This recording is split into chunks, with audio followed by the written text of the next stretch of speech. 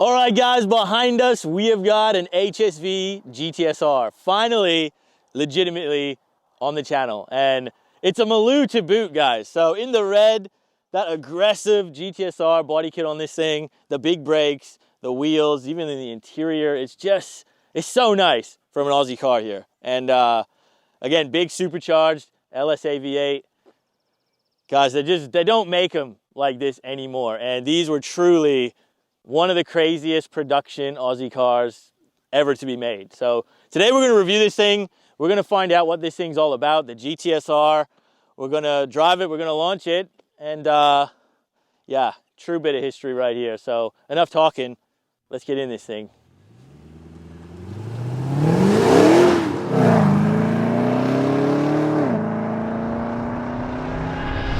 All right, guys, so in the GTSR, and hey, this is one I've been chasing since we started the channel. And we got her in track mode. This one is the 6-speed auto, so we got paddle shifters here. And wow, you know, again, in the red, just the body lines of this car, the interior even. We got the EDI track apps up, and that 6.2 liter LSA up front. It's something special. You know what I'm talking about. 435 kilowatts in this thing, over 740 Newton meters, rear wheel drive, Aussie muscle. And dude, in a ute as well. It's, yeah, this thing is pinnacle Aussie, I'll tell you what. My goodness. I might be a Barra guy, but geez, this thing will convert me.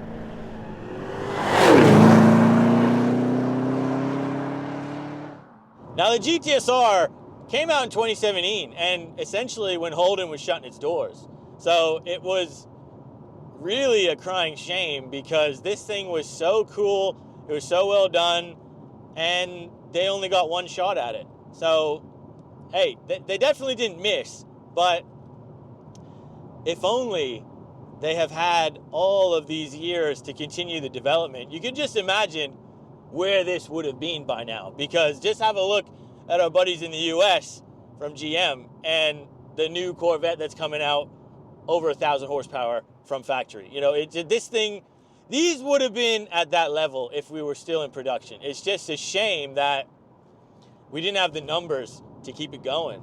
It's pretty compliant, I gotta be honest. You know, we've got these 19-inch GTSR wheels that look fantastic. Big mono brakes here, you know, 6-pot piston calipers. Like, dude, you just barely touch the brake and you can feel that inertia really start to slow down quickly. It's pretty impressive. And the biggest thing that I always say, coming from, you know, owning a Ford and loving the Barras and stuff, is they just had the interior done so right on these. You know, especially, you know, just got a nice chunky steering wheel. The EDI track apps, it's the coolest thing that Ford should have done.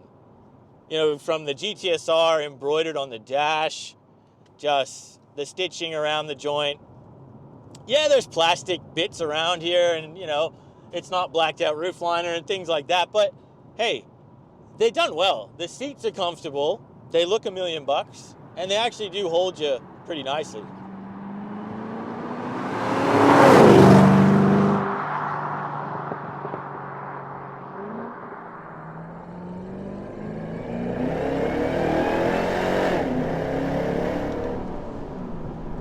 Yeah, this thing has got no problem getting up to speed, and just the noise, you know what I mean? Like, and it's kind of cool to be what feels like still a modern HSV, even though we don't have them anymore. And this thing is what, you know, getting up there in age, what, 7 years old or something now, nearly 8 years old almost. And to have paddle shifters in this thing too, it's a surreal feeling. I gotta say, this GTSR is completely stock. You know, it's done 6,700 Ks. Like, it is a beautiful example. And the fact that this thing has got no modifications, it drives this nicely. It's got this much power. You know, HSV absolutely had the recipe right. They just did. And this was sort of the debate too, and why Holden and HSV, they really wanted to make this because these brand new, they started about $109,000. That's what the MSRP was meant to be.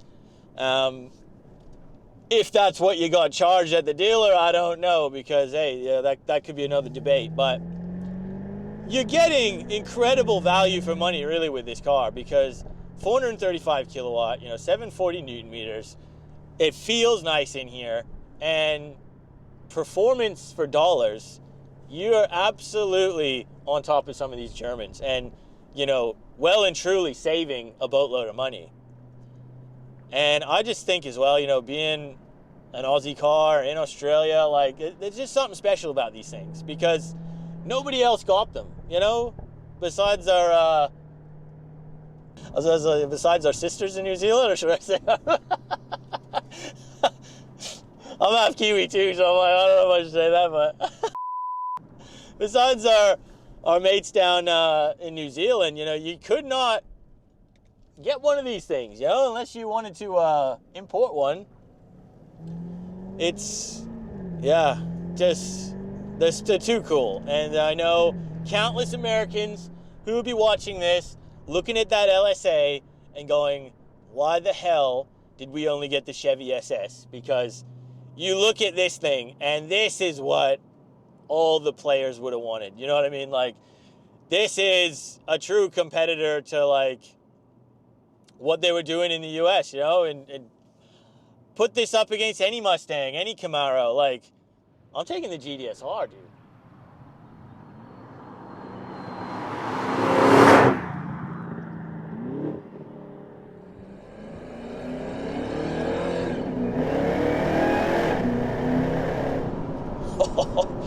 Yeah, it's got the power, man. This thing is so quick. Again, for the size of vehicle, the class of vehicle, it's just so cool. And again, like, why did we go away from this? Like, Supercharged V8, Maloo, it's so cool. Chuck the bikes in the back if you want to.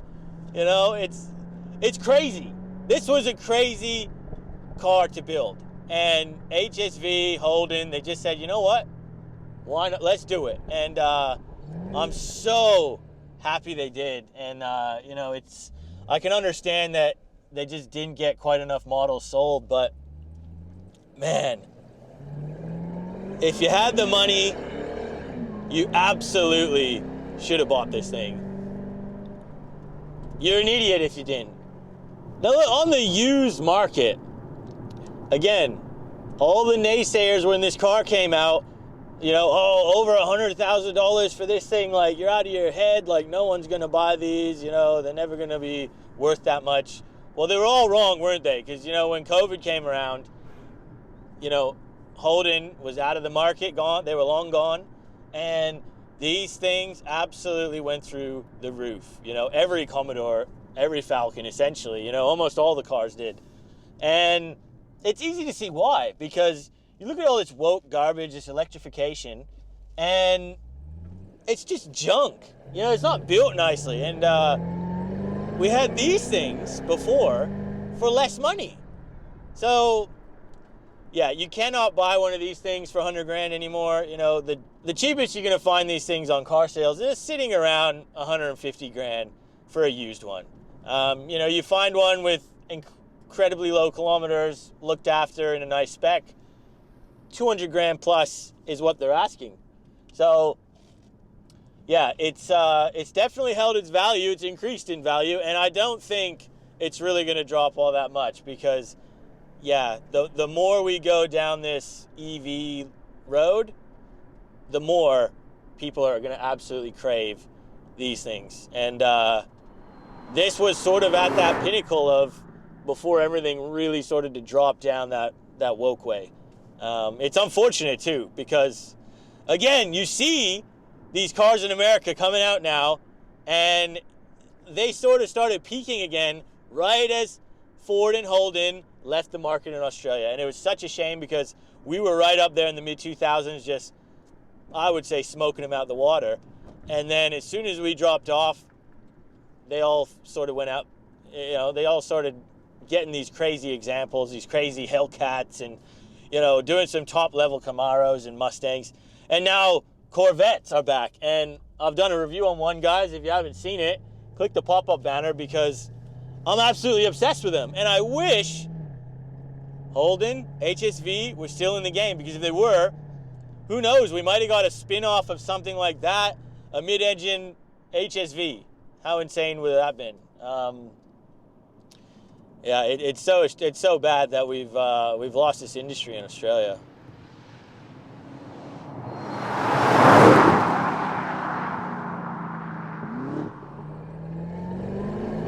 And guys, remember, if you're enjoying this content, make sure you hit the big red subscribe button.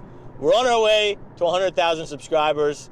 We're 3/4 of the way there, and it does really help us out if you hit that button.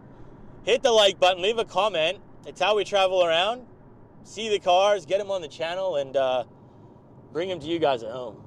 And guys, now it's time for the WiperTech wiper test in the stock HSV GTSR, guys. What were the wipers like? It's still from factory. Pull back on the stock, we'll see what the jets look like.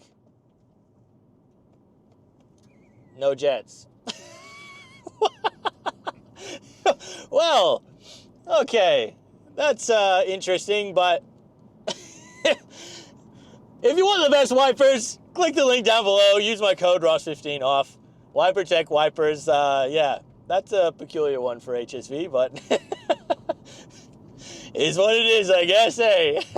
Now, guys, it's time for the 0 to 100 powered by C-Tech, and I actually don't know what these are claimed at, because when I had a look online, they were all timing the W1, not just the regular GTSR. So we're going to find out, though, but I would expect this thing should be in the 4-second range pretty easily.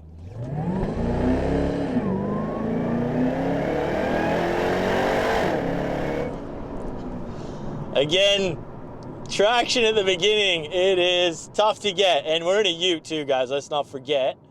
But man, it's quick. Let's have a look at the time. Now, right there, we did a 5 seconds flat, essentially, and it lit it up in first gear still. So this thing would be mid-4s all day if you had weight in the back and, you know, a good road surface with good tires and everything. You definitely could get mid-4s, no worries. But still, on street duties, just lighten it up a little bit. 5 seconds flat, it's still quick, man. It's a big car. And yeah, you really have to manage that traction.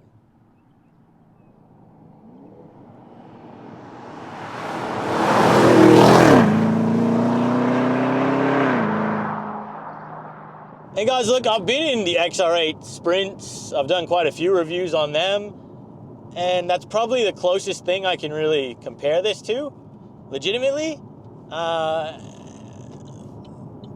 On power, I can't really say either is better. You know, I feel like they're very competitive.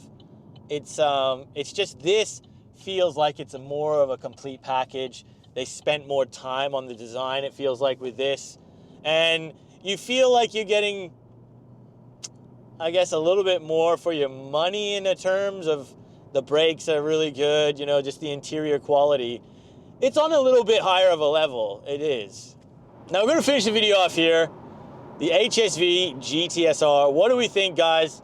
Again, just peak Australian motoring right here. Like, HSV had the recipe with this thing. And, you know, look, they only improved upon it on the W1, but even right here, street duties was the attainable dream car when this came out. And, God, it doesn't disappoint, guys. It does not disappoint. In true stock form right here, it's making the right noises in the right places, and it's got the power straight out the bag.